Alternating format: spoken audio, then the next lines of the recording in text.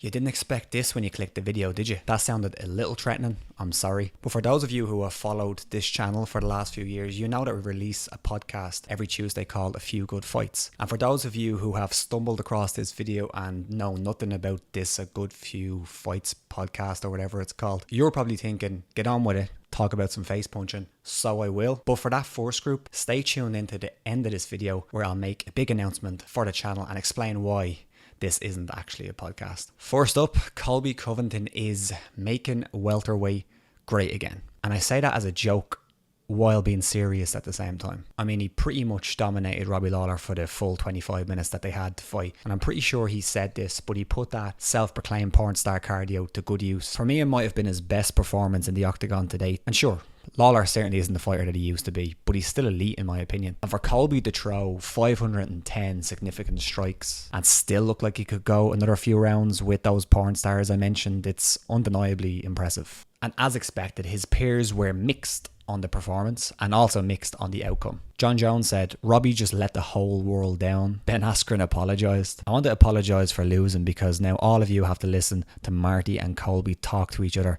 It'll be damn near unbearable. And even Dylan Dennis got in on the action. Colby is so sloppy I thought I was watching UFC 1 with those choke attempts. If we fought, the cops couldn't even save him from the beating I would put on his bitch ass. But there was some praise too, most notably by Daniel Cormier. Love him or hate him, Colby Covington is a real problem. 500 strikes and 20 takedown attempts over 5 rounds is just insanity. And to be honest, I pretty much mostly agree with what Daniel Cormier said because Colby is a bit of a goon.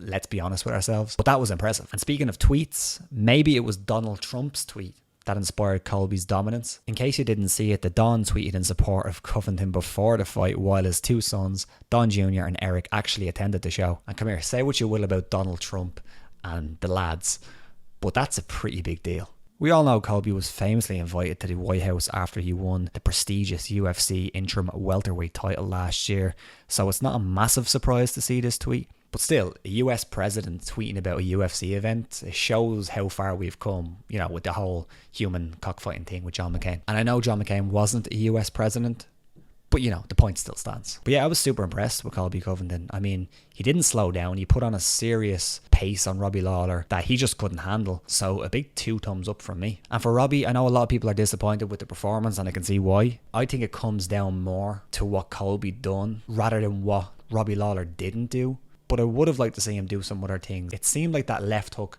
may have been open for Robbie Lawler. Every time Colby threw a rear uppercut or a cross, his hand would come down from the side of his face. So, you know, whatever. So what's next for Colby Covington? If I make a sandwich tomorrow, he's going to try and make the sandwich the same way. Kamaru, how do you beat him? No, you know what? How do you beat him? Your sandwich. How do you beat your sandwich? How do you beat your sandwich?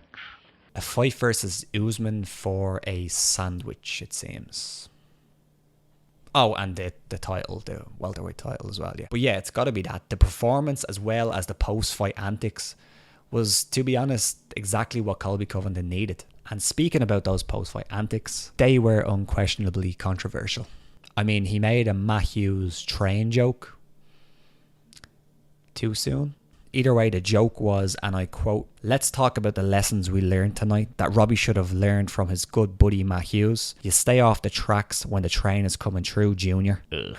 For context, in June of 2017, Hughes was left with a serious head injury after a train struck the passenger side of his truck at a rail crossing. And personally, I've seen a mixed response to this joke. Most called it classless, but I've seen a portion of people who think that this is a joke towards somebody who doesn't actually deserve sympathy. That's not my opinion. I think it was still classless, but if you Google Matt Hughes restraining order, you'll find some results. And these restraining orders from both his wife and his brother were post head injury, so you have to take that into account. But I know a lot of people just don't like Matt Hughes even before the head injury, so take that for what you will. In any case, if the performance was less impressive and the post-fight antics didn't happen, maybe Jorge Masvidal would have had some kind of claim to the next shot. But it looks like the narrative for Usman versus Colby has been pretty much set and it's full steam ahead. That wasn't intentional. So maybe we'll see Jorge versus Edwards now, which I would love. That'd be sweet. Oh, one more thing. How about Colby's choice of entrance music? Kurt Angle's theme tune?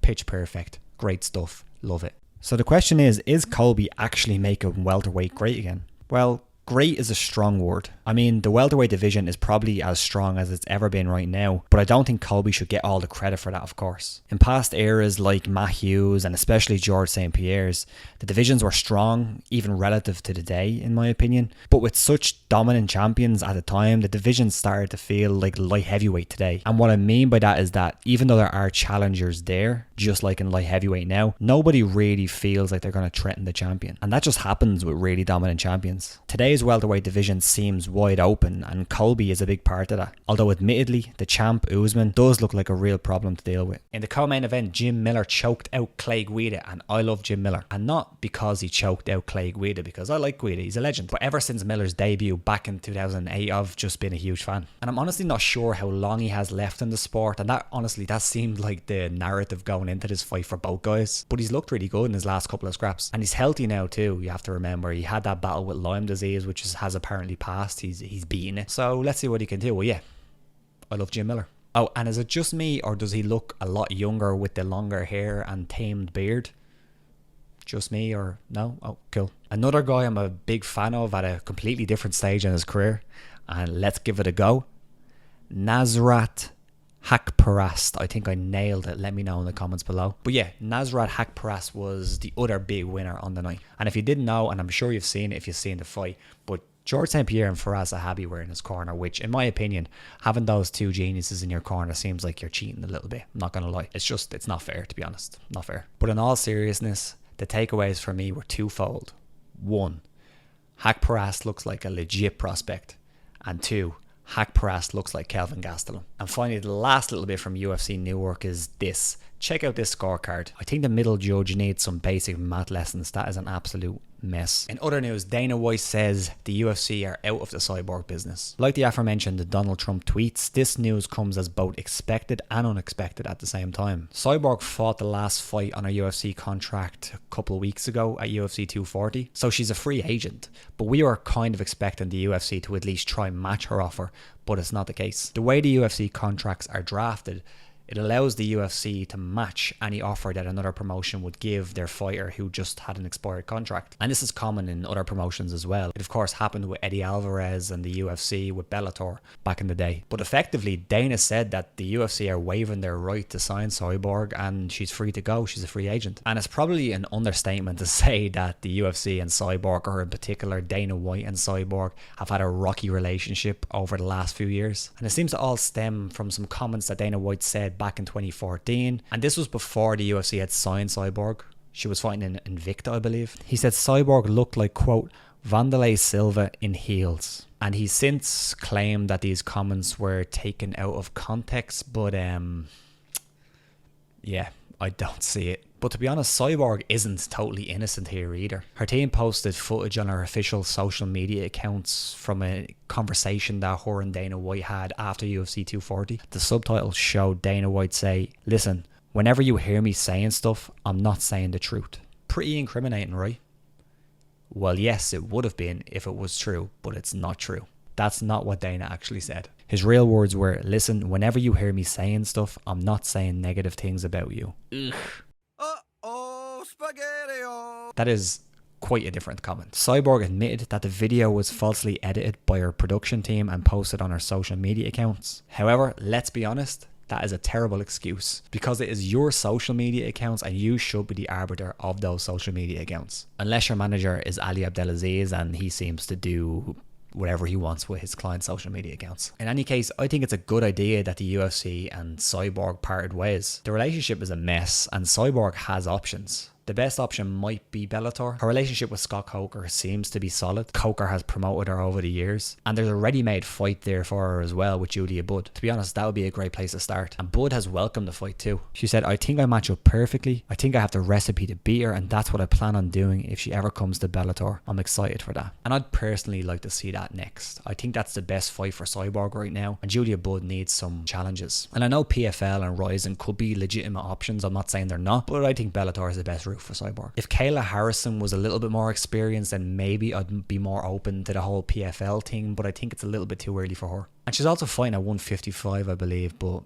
you know, Cyborg still probably killed herself to make 145, so you know, Still too early though. Moving on, here is everything else that you should know. One Championship Dawn of Heroes went down last Friday. It was a weird early card. It was, to be honest, it was great that it was on so early. And I'd recommend checking this card out, especially Edward Foliang versus Eddie Alvarez. Check it out. Johnny Walker is doing a spot of training in SPG Ireland. And speaking of Walker, it looks like he's going to fight Corey Anderson next in November. Ben Askren and Damian Maia engaged in a savage war of words on Twitter to hype up a potential October 26th fight. Cain Velasquez made his pro wrestling debut, and by God, King, it looked impressive. And I thought Cain Velasquez had knee problems. No, that doesn't look good on the knees, so sure, whatever. Look great. Fucking well done, Cain. Good for you, man. And finally, Aljamain Sterling got his black belt from Matt Serra on Sunday. That's pretty awesome. Now let's look ahead to the week coming. The PFL's regular season continues on Thursday. And then we have a title fight between Valentina Shevchenko and Liz Carmouche in Uruguay. The card also features Volkan Ozdemir versus Ilir Latifi, and my personal favourite fight of the night,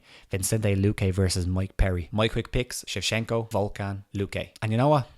Leave your picks in the comments below. And now, onto the explanation for this video, plus the news that I promised. So long-time viewers know that this channel used to be called, obviously, Fight Talk. It was created by me and Noel O'Keefe. We rebranded a few months ago, it was early this year, to the MMA Movement. And then Sean Taylor joined the show. Young Sean, you know Young Sean. Unfortunately, due to being an adult and having adult priorities like a young child and a wife and another child, Noel has had to step away from the channel. And don't worry, we're all still mates. We still talk about MMA all the time. There was no big Gallagher-esque brother bust up, but if there was, I would be Liam. Noel just doesn't have the time to dedicate himself fully to the channel like he used to. But for those thinking, the podcast will continue, as will the channel. And as for this video, I always wanted to do something like this, and this is my first crack at it, so it probably wasn't very good. And I used to write a lot for a few different websites, so I kind of missed that, so I enjoyed putting this together. So if you enjoyed it even a little bit, let me know, and maybe I'll do more. They can only get better, I think. And the other reason for the lack of podcast this week